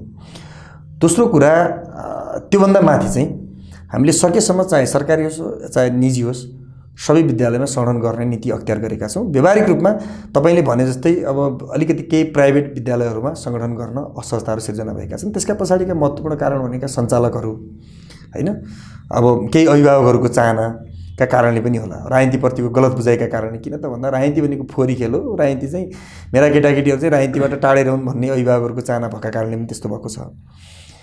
र त्यसैले हामीले अब कहाँ के गर्दैछौँ त भन्दा राजनीति फोहोरी खेल होइन, राजनीति चाहिँ सबैभन्दा महत्त्वपूर्ण चिज हो, राजनीति सबैले बुझ्न जरुरी छ, आवश्यक छ भन्ने कुरालाई हामी स्थापित गर्न खोज्दैछौँ। त्यो आन्दोलनलाई अगाडि बढाउन खोज्दैछौँ। किनभने राजनीति बुझेन भने चाहिँ एउटा फुटबल खेल चाहिँ हेर्न गएका दर्शक फुटबल बुझेका र नबुझेका दर्शकहरूमा फरक कुरा हुन्छ हैन। फुटबल बुझेका दर्शक छन् भने एक दिन फुटबल कसैले फल खेल्छ भने त्यसले फल खेल्यो भनिदिन्छ, रेड कार्ड दिनुपर्छ भनिदिन्छ। तर फुटबल नबुझेका दर्शकहरू छन् भने फल खेल्यो भने यो त खतम गेम रहेछ नि, फल हुँदो रहेछ, मान्छेलाई मुक्कामुक्की हुँदो रहेछ, घाइते हुँदो रहेछ, रगत आउँदो रहेछ, ढल्दो रहेछ। त्यसकारण म मेरा छोराछोरीलाई फुटबल खेल्न दिँदैन भन्छ। त्यसकारणले फुटबल खेल आफैमा त फेरि के हो, राम्रो हो, सुन्दर छ, स्वस्थ बनाउने कुरामा योगदान गर्छ, मनोरञ्जन दिन्छ हैन, अर्थतन्त्रमा विकास गर्छ, व्यक्तिको पहिचान बनाउँछ। यसका त धेरै सकारात्मक पक्ष छन् नि। हो राजनीति पनि त्यही हो नि, राजनीतिका धेरै सकारात्मक पक्ष छन्। राजनीति सबैभन्दा मूल चिज हो, मान्छेको दिमाग जस्तै हो राजनीति पनि। दिमाग नभइकन मान्छेको जीवन चल्दैन नि हैन, ब्रेनबाट चल्छ। राजनीति पनि त्यही हो नि। हो यो कुरा बुझाउनुपर्छ, यो कुरा व्यवहारबाट बुझाउनुपर्छ। विगतमा व्यवहारबाट बुझाउने क्रममा राजनीतिलाई फरक ढङ्गले बुझ्यो। राजनीति भने भ्रष्टाचार गर्ने ठाउँ हो, नातावाद कृपावाद हुने ठाउँ हो हैन, जसको शक्ति त्यसैले चाहिँ भक्ति हुने ठाउँ हो। यहाँ चाहिँ जाने यो सिस्टमबाट चल्दैन, यहाँ राम्रा मान्छेहरू जाँदैन भन्ने जुन पद्धति विकास भयो, त्यो पद्धतिलाई हामीले चिर्नुपर्छ र राजनीतिमा राम्रा मान्छेहरू, ट्यालेन्टेड मान्छेहरू हैन, केही चाहिँ योग्यता क्षमता भएका मान्छेहरू राजनीतिमा आउनुपर्छ भन्ने कुरालाई हामीले स्थापित गर्नुपर्छ, त्यो व्यवहारले, त्यो कामले। त्यसपछि आफै पनि राजनीतिप्रति मान्छेहरूलाई लाग्यो। एउटा बेला थियो नि, तपाईँलाई म बताउँ, पञ्चायत कालमा चाहिँ त्यतिखेरका पञ्चहरूले पनि आफ्ना छोराछोरीहरूलाई सुधार्नु पर्यो भने अखिलमा लाग्दिनु पर्यो, अखिलमा चाहिँ क्रियाशील बनाइदिनु पर्यो, अखिलको चाहिँ सदस्य बनाइदिनु पर्यो भनेर भन्थे, गुहार्थे। त्यतिखेरको व्यवहारले हो। अब हामीले त्यो ढङ्गले आफूलाई चाहिँ परिमार्जित गर्ने, सुधार्ने र मान्छेलाई चाहिँ राजनीतिप्रति आकर्षित बनाउने काममा लाग्छ। मैले तपाईँको पोइन्टमा आउँदैछु। त्यसो भएको हुनाले अलिकति केही निजी स्कुलहरूमा अलिकति पैसा तिरेर पढाएका हुनाले मान्छेले चाहिँ राजनीति नगरिदिउन् भन्ने चाहेका हुन्। तर हामी राजनीतिप्रति सकारात्मक दृष्टिकोण निर्माण गर्दै निजी स्कुल, निजी चाहिँ शैक्षिक संस्थामा जान्छौँ। यद्यपि हामी +2हरूमा सिटिभिटी अन्तर्गतका कलेजहरूमा हाम्रो सङ्गठनको ठुलो प्रभाव छ, वर्चस्व छ। मान्छेहरू हाम्रो सङ्गठनप्रति आकर्षित छन्, हाम्रो सङ्गठनमा सङ्गठित भएको छन्। +2हरूमा पनि छन्। तर स्कुलमा चाहिँ मैले भने 10 क्लास मुनिका स्कुलहरूमा चाहिँ हामी गएका पनि छैनौँ, त्यति धेरै हामीले इम्पोज गरेका छैनौँ, जोड गरेका छैनौँ। र अब प्राइभेट, चाहे प्राइभेट हुन् चाहे सामुदायिक हुन्, सबै ठाउँमा अनिरासु सङ्गठन गर्न जान्छ। तर सङ्गठन गर्न जाँदा बिगार्न होइन, बनाउन जान्छ, विद्यार्थीलाई बनाउन जान्छ। अनि यस्तो अर्को आरोप छ नि विद्यार्थी सङ्गठनलाई, जस्तै कि प्राइभेट कलेजहरूमा चाहिँ सङ्गठन विस्तार गर्न खोज्दा चाहिँ मालिकसँग आर्थिक चलखेल गरेको देखिन्छ, त्यसैले चाहिँ त्यहाँ सङ्गठन विस्तार भएन भन्ने पनि त आरोप छ नि। यो साँचो हो? मैले तपाईँलाई सुरुमा पनि भने अनिरासोही पनि यही समाजको एउटा रिफ्लेक्सन अनिरासोहीमा पनि हुन्छ हैन। समाजको एउटा अङ्ग हो, जीवन्त सङ्गठन, धेरै ठुलो सङ्गठन, धेरै प्रकारका चिन्तन भएका, स्वभाव भएका, व्यवहार भएका मान्छेहरू सङ्गठनमा छन्। र कहिलेकाहीँ फाटफुट त्यस्ता खालका विगतमा कमजोरी भएका हुनसक्छ। मैले त्यसलाई फेरि टोटल्ली नकार्दिनँ। तर पछिल्लो समय हामीले त्यो विषयलाई गम्भीरतापूर्वक लिएका छौँ र पछिल्लो समय चाहिँ अनिरासोहीको कार्यकर्ता भएर कसैले पनि त्यो गर्ने आँट गरेका छैनन्, गर्दैनन् पनि। र कहीँ कतै छिटपुट त्यस्ता देखेका छैनन्, हामीले कारवाही गरेका छौँ। अर्को कुरा के छ भने विद्यार्थी सङ्गठनको त्यहाँ चाहिँ दृष्टिकोण पुग्न नसकेको हो, या चाहिँ विद्यार्थी चाहिँ सङ्गठनहरूले त्यति वास्ता नगरेका हुन्। यो प्राइभेट स्कुलहरू छ नि, त्यहाँको अहिलेको चाहिँ यो अब फी स्ट्रक्चर हेर्दाखेरि चाहिँ एकदमै अपत्यारिलो छ। तपाईँलाई म एउटा दृष्टान्त सुनाउँछु। जस्तै एक कक्षाको भर्ना चाहिँ 88,000 छ।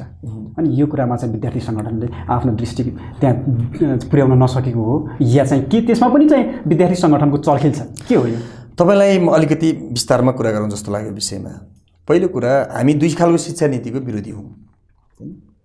दुई खालको शिक्षा नीतिको हामी विरोधी भएकोले जुन चाहिँ प्राइभेटमा फरक खालको र निजी तथा के अरे सामुदायिकमा, सार्वजनिक विद्यालयमा फरक खालको शिक्षा नीति छ, यसको अन्त्य गरिनुपर्छ भन्ने छ हाम्रो। यसले ठुलो विभेद, ठुलो असमानता, ठुलो खाडल सिर्जना गरेको छ समाजमा। पहिलो कुरा हाम्रो यो हो, यसको यो अन्त्य गर्नुपर्छ भन्ने छ। अब यो अन्त्य त हुँदैन, अहिले त छ टोटल्ली चाहिँ नि। त्यसो हुँदा सामुदायिक स्कुललाई मात्रै ध्यान दिने, प्राइभेट स्कुललाई ध्यान नदिने हो भने उनीहरूले पनि ठुलो हिस्सा ओगटेको छ। टोटल्ली त्यसलाई निषेध गरेर जान सकिँदैन, टोटल्ली त्यसलाई इग्नोर गरेर जान सकिँदैन। र गर्ने के हो त भन्दा, गर्ने के हो त भने संविधानले पनि अहिले के भनेको छ त भन्दा 12 कक्षासम्म त निःशुल्क भनेको छ नि, राज्यको दायित्व भनेको छ नि। त्यस कारण संविधानमा त पनि अहिले वास्तवमा भन्यो भने प्राइभेट स्कुल त असंवैधानिक हो, शिक्षा पैसा लिन पाउँदैन नि, गैर कानुनी हो हैन। तर पनि अब यसले लामो समयदेखि चल्दै आएको र एउटा ठुलो हिस्सा ओगटेको र केही योगदान पनि गरेको हुनाले यसको योगदानलाई पनि सम्मान गर्दै यसलाई व्यवस्थित गर्ने, यसलाई चाहिँ अनुगमन गर्ने काममा हामी लाग्नुपर्छ। त्यसका लागि हामीले के गर्नुपर्छ त भन्दा, नम्बर 1 सार्वजनिक शिक्षाको गुणस्तर अभिवृद्धि गर्ने र सार्वजनिक शिक्षाप्रति आकर्षण बढाउने, नम्बर 1 यही काम हामीले गर्ने हो। विदेशतिर तपाईँले हेर्नुभयो भने विकसित मुलुकहरूतिर चाहिँ कहिले पनि पहिलो रोजाइ चाहिँ प्राइभेट शिक्षा बन्दैन, पहिलो रोजाइ चाहिँ सार्वजनिक शिक्षा, सरकारी शिक्षा नै बन्छ। तर हाम्रो यहाँ सरकारी शिक्षाप्रति मान्छेको विश्वास छैन, भरोसा छैन। त्यस कारणले पहिलो रोजाइ प्राइभेट शिक्षा भन्छ यो उल्टो टाउकोले टेकेर हिँडिरहेका छौँ क्या हामीले। अब खुट्टाले टेकेर हिँड्ने प्रयास गर्दैछौँ। त्यो भनेको सार्वजनिक शिक्षाको गुणस्तर अभिवृद्धि गर्ने हो। त्यसका लागि हामीले विभिन्न खालका अभियानहरू सञ्चालन गर्दैछौँ, विभिन्न खालका चाहिँ कानुनी प्रावधानहरू ल्याउनका निम्ति दबावका कार्यक्रमहरू ल्याउँदैछौँ होइन। यो हो। त्यो हुने बित्तिकै चाहिँ प्राइभेट कलेज स्कुलहरू त आफै पनि कम्तीमा कमजोर हुँदै जान्छ, ठिक ठाउँमा आउँदै हाल्छन्। दोस्रो कुरा चाहिँ जुन ढङ्गले अहिले उनीहरूले तत्काल चर्को शुल्क लिइरहेका छन्, हामीले हिजो मात्रै सचिवालयको बैठकबाट एउटा आह्वान गरेका छौँ, अनुरोध गरेका छौँ प्राइभेट शैक्षिक संस्था सञ्चालकहरूलाई। ठिक छ, प्राइभेट शैक्षिक संस्था सञ्चालन गरेका छौँ, असंवैधानिक भए पनि यसलाई बिस्तारै निरूपण गर्दै जानुपर्छ। तर अहिले कम्तीमा राज्यको दायराभित्र अनुगमन दायराभित्र त बस्दिनु पऱ्यो नि त, कानुनको दायराभित्र त बस्दिनु पऱ्यो नि त। राज्यले जे कानुन बनाएको छ, जति शुल्क लिने भनेको छ त्यति त गरिदिनु पऱ्यो नि त। त्यसकारण विगतको भन्दा केही पनि त्यति धेरै बढाएको छैन। अहिले चाहिँ तत्काल शुल्क नबढाउनका लागि हामीले अनुरोध गरेका छौँ। जब चर्को शुल्क बढायो, चर्को शुल्क चाहिँ बढाएर मनपरी गर्यो, दादागिरी गर्यो होइन, संविधानलाई मानेन, कानुनलाई मानेन भने फेरि हामी यिनीहरूका विरुद्धमा आन्दोलन गर्छौँ। हामीले त्यो भनेका छौँ। अनि तपाईँ अब हामीले आन्दोलन यो ठाउँमा पुर्याउनु हुँदैन कि, यो ठाउँमा पुर्याउन बाध्य पार्नु हुँदैन कि प्रायः निजी शैक्षिक संस्था सञ्चालकहरूले अब निजी शैक्षिक संस्थाहरू बन्द गरिनुपर्छ भन्ने ठाउँमा चाहिँ हामीलाई पुर्याउन बाध्य पारिनु हुँदैन होइन। त्यसकारण अहिलेलाई चाहिँ उहाँहरूले यथावत शुल्क लिने होइन र बिस्तारै हामीले सार्वजनिक शिक्षा गुणस्तर अभिवृद्धि गर्दै विद्यार्थीहरूको आकर्षण सार्वजनिक स्कुलतिर बनाउने र त्यसपछि जब 80-90% सबै मान्छेहरू चाहिँ सार्वजनिक शिक्षामा पढ्छन्, कोही यस्ता मान्छेहरू छन् जो चाहिँ आफ्ना छोराछोरीलाई जबरजस्ती रूपमा बढी पैसा कहाँ फालौँ भन्ने भएकाहरूलाई लिने हो, त्यो पनि राज्यको दायराभित्र राज्यले तोकिदिनु पऱ्यो।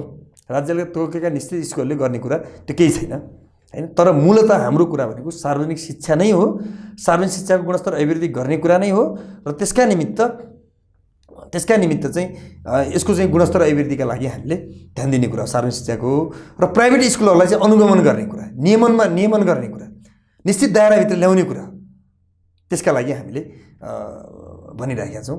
होइन यो भनिराख्ने मात्रै कि अब यो त आजको एक दिनको कुरा मात्रै होइन नि, यसको लागि अब तपाईँको चाहिँ एक्सन के हुन्छ त्यो तपाईँलाई मैले अघि पनि भने हामीले हाम्रो आन्दोलनको स्वरूप र शैली परिवर्तन गरेका छौँ।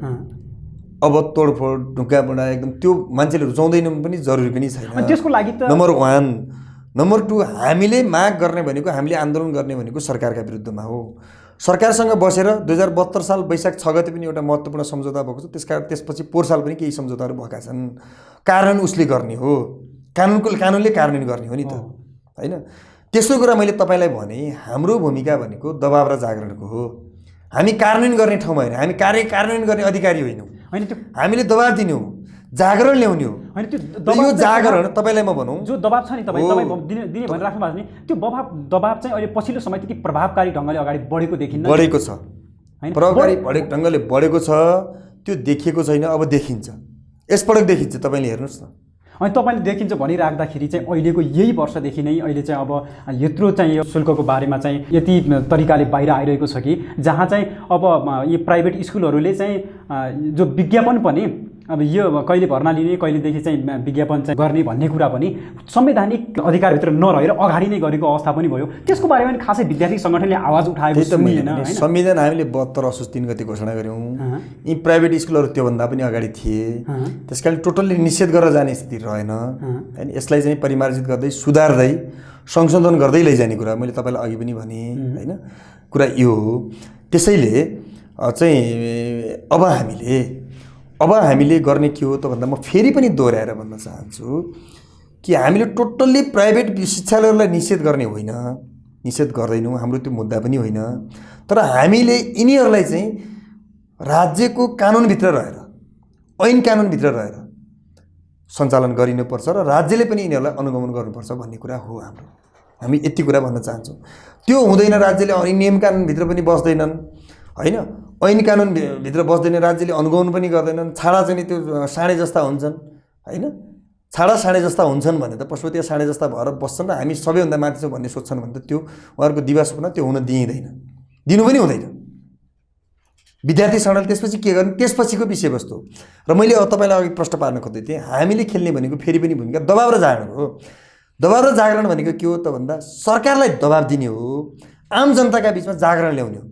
र तपाईँलाई पहिला थाहा छ नि, पहिला प्राइभेट स्कुलहरूले लिएको शुल्कका बारेमा कहीँ पनि प्रश्न उठ्दैन थियो, फटाफट तिर्थे। तर अहिले पछिल्लो समय त एकदम जागरण चलिरहेको छ, जागरण छ नि त मान्छेमा। बढी महँगो लिन्थ्यो, महँगो लियो भन्छ नि, तपाईँहरूले पनि चाहिँ उठाउनुहुन्छ नि प्रश्न, मिडियाले पनि त उठाउने गर्छ नि। हो, यो जागरणको काम गर्ने महत्त्वपूर्ण काम चाहिँ विद्यार्थी आन्दोलनले हामीले गरिराख्यो हो नि। अनि तपाईँले एउटा विद्यार्थी सङ्गठनको नेतृत्व गरिराख्नु भएको छ, विद्यार्थीका पीर मर्का, विद्यार्थीको समस्या के हो भने सबै कुरा बुझिराख्नु भएको छ। यो अहिलेको यो चाहिँ जो यो मूल्य वृद्धि छ नि, जो शुल्क वृद्धि छ नि, यसमा चाहिँ हो यो कुरा चाहिँ अहिले यति जाँदाखेरि जबकि एउटा कक्षाको विद्यार्थी एक कक्षामा भर्ना गर्दा चाहिँ 88,000 तिर्नुपर्ने अवस्था बनेको छ। अनि त्यो विद्यार्थीलाई अभिभावकले एउटा बच्चालाई पढाउन 88,000 एडमिसन मात्रै तिर्नुपर्छ भने अरू पैसा कहाँबाट जुट्छ, कसरी जुट्छ? यो त झन् अहिले देशमा चाहिँ प्रधानमन्त्रीज्यूले भनिराख्नु भएको छ कि अब भ्रष्टाचार चाहिँ न्यूनीकरण गरेर देशलाई समृद्धितिर लिन्छौँ भन्नुभएको छ। यो कुराले चाहिँ रोकिन्छ त? सामान्यतया त्यो 88,000 चाहिँ एउटा बच्चाको भर्ना फी तिर्ने हैसियत नेपालमा कोसँग पनि छैन। त्यसका लागि दुईवटा महत्त्वपूर्ण कारण। व्यवसाय हो भने उसले ठगेको हुनुपर्छ होइन, कर्मचारी हो भने उसले भ्रष्टाचार गरेको हुनुपर्छ, त्यसले मात्रै तिर्न सक्छ। त्यस कारणले पनि हो यो भ्रष्टाचारको अन्त्य गर्न, सुशासन कायम गर्नका लागि पनि हामीले के भनेका छौँ त भन्दा सरकारले अहिले तपाईँले सुनिरहनु भएको छ, सुशासन र भ्रष्टाचारको सबभन्दा बढी वकालत गरिरहेको छ। भ्रष्टाचार विरुद्धको होइन, भ्रष्टाचार अन्त्य गर्ने कुराको वकालत गरिरहेको छ, सुशासनका पक्षमा वकालत गरिरहेको छ सरकारले। प्रधानमन्त्रीले बारम्बार यो कुरा भनिरहनु भएको छ। त्यसो गर्नका लागि एउटा महत्त्वपूर्ण कारण के पनि हो भने मान्छेले भ्रष्टाचार, एउटा कर्मचारी छ, हाकिम छ, सचिव छ, कहीँको डिजी छ, महानिर्देशक छ होइन, सहसचिव छ, कहीँको चाहिँ डाइरेक्टर छ, अनि हैसियत एकदम माथि छ, तर तलब कति छ राज्यको? 45,000, 50,000, 40,000 यस्तै कति होला। अनि तलब तिर्छ कति? उसले 88,000 तिर्छ मासिक। कसरीसँग उसले भ्रष्टाचार गर्नु पऱ्यो कि परेन? त्यसकारण हामीले के भनेका छौँ त भन्दा शिक्षाको गुणस्तर अभिवृद्धि गर्नका निमित्त तीनटा कुरा हेर्नुहोस् है। शिक्षाको गुणस्तर अभिवृद्धि गर्नका निमित्त, सुशासन कायम गर्नका निमित्त, भ्रष्टाचारको अन्त्य गर्नका निमित्त र राज्यप्रति अथवा जनताप्रति जवाफदेही बनाउनका निमित्त, राज्यलाई अथवा राज्यमा का कर्मचारीहरूलाई चाहिँ जनताप्रति जवाफदेही बनाउनका निमित्त सबैभन्दा महत्त्वपूर्ण कुरा के हो त भन्दा अब सरकारले भरण पोषण गरेका अथवा चाहिँ राज्यको तलब सुविधा लिएका, राज्यको सेवा सुविधा लिएका सबै मान्छेहरू, कर्मचारी, शिक्षक, सेना, पुलिस, संस्थानमा चाहिँ जागिर खानेहरू, विश्वविद्यालय, सरकारी विश्वविद्यालयमा जागिर खानेहरू, त्यति मात्र होइन, राज्यको सेवा सुविधा लिएका जनप्रतिनिधिहरू सबैले अब आफ्ना छोराछोरीलाई चाहिँ सरकारी स्कुलमा पढाउनुपर्छ।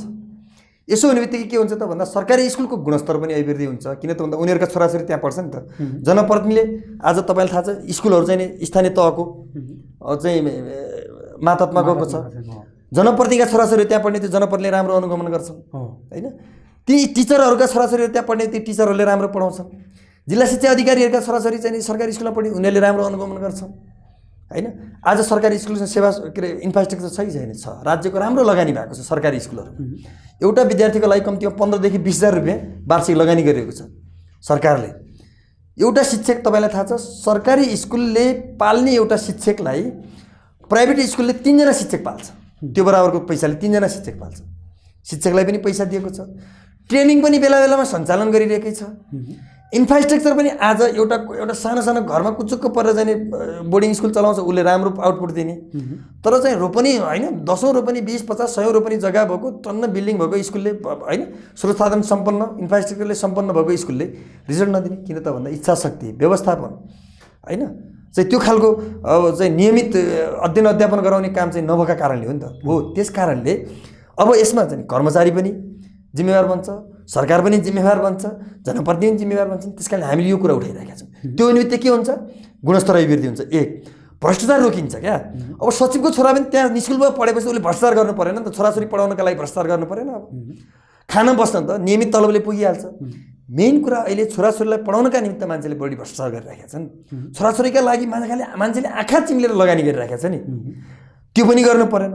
गुणस्तरीय शिक्षा सार्वजनिक स्कुलमै पढ्न पाएपछि त लगानी गर्नु परेको छैन। तेस्रो कुरा सुशासन हुन्छ, मान्छेले नियमित अनुगमन गर्छ, नियमित पढाउन जान्छ, नियमित आफ्नो दायित्व ड्युटी जिम्मेवारी पुरा गर्छ, यो काम हुन्छ नि। र यो समग्रले के हुन्छ त जनताप्रतिको उत्तरदायित्व बढ्छ र राज्यको चाहिँ नि जिम्मेवारी देखिन्छ होइन। यसो भएको हुनाले हामीले के भनेका छौँ त भन्दा अब सरकारी सेवा सुविधा लिएका कर्मचारीहरू र जनप्रतिनिधिहरू सबैले चाहिँ अनिवार्य रूपमा सरकारी स्कुलमा पढाउनुपर्छ, यो यत्तिकै हामीले भनेर हो। यसका लागि ऐन ल्याउनुपर्छ, कानुनले बनाउनुपर्छ। अब संसदबाट कानुन पारित गराउनुपर्छ। कानुन पारित गरिसकेपछि तल यो कुराको ग्यारेन्टी हुन्छ। न त त्यत्तिकै मात्र पढाउने भनेर हुँदैन, सरकारले एउटा निर्णय हुँदैन। कानुन त्यो किसिमले बन्नुपर्छ। हो, हामी त्यो कानुनका लागि अब सङ्घर्ष गर्दैछौँ। हिजो मात्रै भएको सचिवालयको बैठकबाट हामीले यो निर्णय गरेका छौँ। तपाईँ अब हामी अरू पनि कुरा गरेका छौँ, शैक्षिक गुणस्तर के अरे शैक्षिक सुधारका। म तपाईँलाई त्यो बताउन चाहन्छु। हामीले विश्वविद्यालयका पदाधिकारीहरू भागवण्डाका आधारमा होइन, योग्यता क्षमताका आधारमा चाहिँ नियुक्त गरिनुपर्छ भनेका छौँ। विश्वविद्यालय राजनीति भागवण्डाको एउटा चाहिँ कर्मथलो बन्यो होइन, भागवण्डाको चाहिँ एउटा थलो बन्यो। त्यसलाई अन्त्य गर्नुपर्छ र विश्वविद्यालयलाई प्राज्ञिक बनाउनका निम्ति, विश्वविद्यालयको शैक्षिक गुणस्तर अभिवृद्धि गर्नका निम्ति, विश्वविद्यालयलाई विधि पद्धतिबाट सञ्चालन गर्नका निम्ति, उसको प्राज्ञिक स्वतन्त्रतालाई कायम गर्नका निमित्त, प्राज्ञिक मर्यादालाई कायम गर्नका निमित्त अब विश्वविद्यालयमा पदाधिकारीहरूको भागवण्डा, जुन राजनीतिक भागवण्डाका आधारमा नियुक्त गर्ने गरी त्यसको अन्त्य गर्नुपर्छ र योग्यता क्षमता र प्रतिस्पर्धाका आधारमा गरिनुपर्छ भनेका छौँ। त्यति मात्र होइन, अरू पनि हामीले के भनेका छौँ त भन्दा यो शैक्षिक ऋणको जुन हामीले अघि कुरा गऱ्यौँ यसको कार्यान्वयन भएको छैन, यसको सशक्त कार्यान्वयन गर्नुपर्छ भनेका छौँ। अर्को पनि हामीले निर्णय गरेका छौँ। अब शिक्षामा सिङ्गो बजेटको जेठ 15 गते बजेट आउँदैछ, सिङ्गो बजेटको 20% बजेट शिक्षामा छुट्याउनुपर्छ। अब अनि शिक्षाको विकास गर्ने हो भने, देशको विकास गर्ने हो भने शिक्षामा लगानी गर्नुपर्छ। हामीले त्यो भनेका छौँ। हो, यस्ता खालका महत्त्वपूर्ण निर्णयहरू हामीले गरेका छौँ। र तपाईँलाई अर्को कुरा पनि म बताउन चाहन्छु। अब अहिले सबैलाई शिक्षा, हामीले निरक्षरता अब उन्मूलन अभियान सञ्चालन गर्दैछौँ। सरकारले पनि यो अभियान सञ्चालन गर्दैछ। वैशाख 5 गते एकै दिन चाहिँ अब स्कुल जान नसकेका एकदम तल्लो वर्गका, तल्लो जातका, कथित तल्लो जातका मान्छेहरूलाई चाहिँ हामीले अब स्कुलमा लैजाने र पढ्ने कुराको सुनिश्चित गराउने खालका हामीले योजनाहरू बनाउँदैछौँ, अभियान सञ्चालन गर्दैछौँ। त्यो निरक्षरता उन्मूलन गर्ने त भन्यौँ, सबैलाई स्कुल पढाउने त भन्यौँ, तर सडक बालबालिकाहरू, टुरा बालबालिकाहरू जोसँग चाहिँ खाने बस्ने कुराको कुनै टुङ्गो छैन, त्यस्ताहरूको लागि के गर्ने त भन्दा हामीले के भनेका छौँ त भन्दा कम्तीमा प्रत्येक जिल्लामा अथवा सकिन्छ प्रत्येक स्थानीय तहमा गरौँ होइन, 753वटा प्रत्येक स्थानीय तहमा एउटा चाहिँ आवासीय सामुदायिक विद्यालय, जसको चाहिँ सम्पूर्ण जिम्मा चाहिँ खाने बस्ने कुराको जिम्मा चाहिँ सरकारले गर्नुपर्छ। त्यस्ता विद्यार्थीहरूलाई पढाउने कुराको ग्यारेन्टी गर्नुपर्छ भनेका छौँ। अर्को कुरा चाहिँ हामीले सिएल फेज आउट गर्दाखेरि एउटा चाहिँ सरकारसँग एउटा सम्झौता गरेका थियौँ। प्रत्येक निर्वाचन क्षेत्रमा एउटा साइन्स क्याम्पस, साइन्स +2 खोल्ने भनेका थियौँ। त्यो सम्झौता अहिलेसम्म कार्यान्वयन भएको छैन। हो, यी कुराहरूलाई कार्यान्वयन गर्नका निम्ति अब दबाब दिने, सरकारलाई चाहिँ घचघच्याउने, सरकारलाई कन्भिन्स गर्ने, लबिङ गर्ने यो काम हामी गर्दैछौँ। र अब अविलम्ब शिक्षामा गुणस्तर अभिवृद्धि गर्ने, शिक्षालाई सबैको पहुँचमा कायम ल्याउने, शिक्षामा समानता कायम गर्ने, हेर्नुहोस् है, गुणस्तर कायम गर्ने, समानता कायम गर्ने, सबैको पहुँचमा ल्याउने र शिक्षा नीति चाहिँ जीविकोपार्जन र मतलब जीविको मतलब जनजीविकासँग जोडिने होइन, जनजीविकासँग जोडिएको शिक्षा नीति अवलम्बन गर्नुपर्छ भन्दा हामीले यी कुराहरूलाई अब अगाडि बढाउँदैछौँ। तपाईँले अब शिक्षाको गुणस्तरलाई सुधार गर्ने भनिरहँदा एउटा पछिल्लो एउटा समयमा समस्याकै रूपमा रहेको छ, विद्यार्थी सङ्गठनले चाहिँ शिक्षा ऐन 10औं संशोधन गर्न खोजिरहेको छ भने अब अक्साई शिक्षकहरूले चाहिँ उनीहरूको सङ्गठनले 9औं संशोधन, यो 9औं शिक्षा संशोधनलाई चाहिँ यथावत राख्नुपर्छ र हाम्रो चाहिँ माग पुरा हुन्छ भनिरहेका छन् र सरकारले त्यसलाई चाहिँ रद्द पनि गरिसकेको छ। अब हामी रोडमा जान्छौँ उनीहरूले भनिसकेका छन्, हामी आन्दोलन गर्छौँ भनिसकेका छन्। अब त्यसलाई चाहिँ कार्यान्वयन गरे चाहिँ विद्यार्थी रोडमा जाने र कार्यान्वयन नगरेपछि चाहिँ शिक्षक रोडमा जाने, यो अवस्थाले चाहिँ शिक्षाको गुणस्तरमा फेरि चाहिँ समस्या उत्पन्न गर्दैन त? यसको समाधान के हुन्छ? अब होइन, शिक्षकहरू रोडमा जान पर्दैन। शिक्षकहरू किन रोडमा जानु पर्दैन त भन्दा उहाँहरूको काम रोडमा जाने होइन, पढाउने हो होइन। पढाउनका लागि शिक्षक हुनुभएको हो भने चाहिँ पढाउने काममा लाग्न जरुरी हुन्छ होइन। अब रोडमै जाने चाहना छ, रहर छ भने अब पढाउने काम छोडेर आयो हुन्छ हाम्रो ठाउँमा होइन। हामी जसरी छौँ, हामी त राजनीति गर्ने रोडमै जान भनेर सबै कुरा त्यागेर तम्तयार भएर आएको मान्छौँ, नम्बर 1। नम्बर 2, जहाँसम्म फेरि उहाँहरू पनि यो देशको नागरिक त हो, उहाँहरूको चिन्ता, उहाँहरूको चाहिँ सुरक्षा सरकारले दिनुपर्छ, त्यसका बारेमा हामी पनि बोल्नुपर्छ। त्यसैले के गर्नुपर्छ त भन्दा दुईवटा काम गर्नुपर्छ। पहिलो कुरा, उहाँहरूले आफ्नो योग्यता क्षमतामा विकास गर्ने, सिपमा विकास गर्ने र प्रतिस्पर्धा गर्नका लागि तयार हुने कुरा, प्रतिस्पर्धा गर्नका लागि तयार हुनुपर्छ। दोस्रो कुरा, उहाँहरू प्रतिस्पर्धा गर्नका लागि हामी तयार छैनौँ, हामी सक्दैनौँ होइन, हामी पुराना भयौँ, हाम्रो अब त्यो क्षमता योग्यता छैन, हामी नयाँ पुस्तासँग तयार छैनौँ भन्यो भने त्यो कुरा उहाँहरूले स्वीकार्न पर्यो र राज्यले उहाँहरूलाई गोल्डन ह्यान्डसेक दिएर अरू काममा पठाउनुपर्छ। त्यो पनि त मानिरहेको छैन नि उनीहरू। मान्नु पर्यो नि, मेरो गोरुको 12% हुन्छ। हामीले के कन्ट्रिब्युसन गर्नुपर्छ, हामी विकास हासिल गर्ने, चाहिँ समृद्धि हासिल गर्ने, गुणस्तरीय शिक्षा दिने भन्ने, अनि चाहिँ आफू प्रतिस्पर्धा गर्न पनि तयार नहुने, अनि प्रतिस्पर्धा गुणस्तरीय शिक्षा प्रदान गर्न सक्ने आँट पनि नराख्ने, अनि चाहिँ नमान्ने कुरा हुन्छ। उहाँहरूको चाहिँ लागि एउटा, उहाँहरू त शिक्षा पढाउनु भएको हो भने उहाँहरूले एउटा कुरा, शिक्षाको एउटा महत्त्वपूर्ण स्लोगन छ, महत्त्वपूर्ण भनाइ छ, एउटा चाहिँ डाक्टरले थोरै अयोग्यता प्रकट गर्दा एकजना मान्छे मर्छ, एकजना बिरामी मर्छ। तर एउटा शिक्षकले अयोग्यता प्रकट गर्छ भने सयौँ हजारौँ विद्यार्थीहरू मर्छ।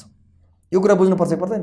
अयोग्य मान्छेलाई आज चाहिँ शिक्षकको पगडी गुथाएर चाहिँ फेरि हामीले अयोग्यहरूको चाहिँ ठुलो यहाँ जमात सिर्जना गर्ने मुलुकमा होइन। उनीहरूले यहाँभन्दा अगाडि पढाउँदाखेरि उनीहरू अयोग्य भएन र अहिले पछिल्लो समयमा चाहिँ यो अयोग्य भएन। त्यतिखेर मैले तै भने अयोग्य भएका किन भएन भने अनि हाम्रो शिक्षाको अवस्था कहाँ पुग्यो त नि? किन आज दैनिक मान्छेहरू चाहिँ आज विदेश गइरहेका छन् राम्रो शिक्षा पाउनका लागि, होइन? त्यो छ नि त अवस्था। अनि अर्को कुरा अयोग्य किन भएन? आज प्राइभेट शिक्षकहरूको किन प्राइभेट शैक्षिक संस्थाहरूको हालिमुहाली किन भयो? उहाँहरूको योग्यताले गर्दा होइन? होइन, तपाईँले यो भन्यो त अहिले त्यतिखेरको अवस्थामा चाहिँ तपाईँले चाहिँ यी शिक्षकहरू अयोग्य छन्, यिनीहरूलाई चाहिँ अब योग्य शिक्षक राख्नुपर्छ भनेर त आवाज उठेन। अहिले चाहिँ जब उनीहरूले चाहिँ अब हामीलाई हामीले भनिहाल्यो नि, हामी राजनीतिक सङ्क्रमणमा थियौँ, राजनीतिक मुद्दा हाम्रा प्रधान मुद्दाहरू थिए। बिस्तारै एकै कुराहरू सबै कुराहरू एकैचोटि आउँदैनन् नि। अहिले यो विषय प्रधान भन्यो नि त, अहिले यो विषय प्रधान। अब कसैलाई पनि छुट छैन अयोग्यता प्रकट गर्ने।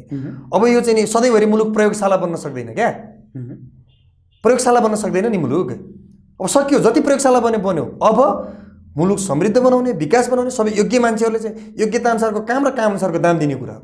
कति योग्यता राख्छ त्यति अनुसार त्यति उसलाई काम दिने हो, त्यही अनुसारको दाम दिने कुरा हो।